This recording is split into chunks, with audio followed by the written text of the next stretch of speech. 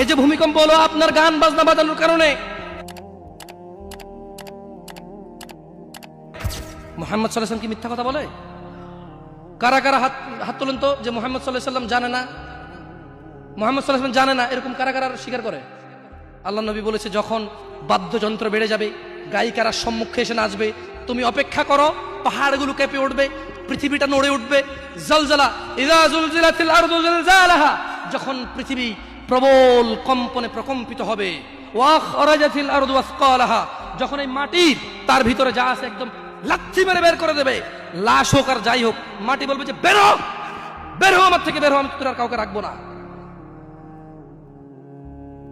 وقال الانسان, মানুষ বলবে মালাহা মালাহা, পৃথিবীটার কি হলো, এই মাটির কি হলো, কেন সে কবরগুলো লাশগুলো বের করে দিচ্ছে, কেন সে স্বর্ণ মতি হীরা মানিক্য বের করে দিচ্ছে, মালাহা, এর কি হলো, কেন পাহাড় নড়ে উঠছে, কেন পাহাড় ভেঙে চূর্ণ বিচূর্ণ হয়ে যাচ্ছে।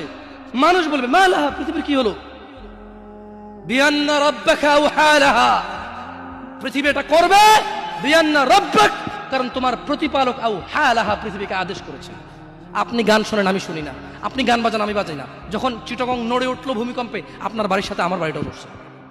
বন্ধ করেন এই জুলুম আমাদের উপর, আল্লাহর দিকে তাকিয়ে বন্ধ করেন, আল্লাহর দিকে তাকিয়ে বন্ধ করেন। আপনার বাড়িটা যদি ভেঙে ফেলার ইচ্ছা হয়, বুলডোজার এনে ভেঙে ফেলেন, কেউ ধরবে? কেউ জিজ্ঞেস করবে আপনাকে? আপনি গান বাজনা শুনে এভাবে পৃথিবীতে বিপর্যয় নিয়ে আসতেছেন। ইত্তাকিল্লাহ হাক্কা তুকাতিহ, আল্লাহকে ভয় করেন যেভাবে ভয় করা উচিত।